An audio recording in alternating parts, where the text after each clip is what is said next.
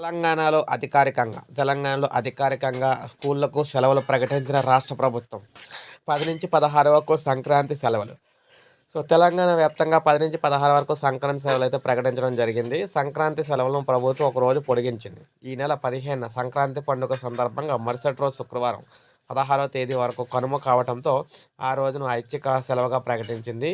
ఈ మేరకు ఈ నెల 10వ తేదీ నుంచి 16వ తేదీ వరకు కూడా పాఠశాలకు సెలవు ఇస్తామని వర్తిస్తాయని school education director Naveen Nicholas సోమవారం ఒక ప్రకటనలో స్పష్టం చేశారు. అన్ని యాజమాన్యాల పరిధిలోని పాఠశాలలో తిరిగి 17వ తేదీన తెరుచుకున్నట్లయితే చెప్పారు.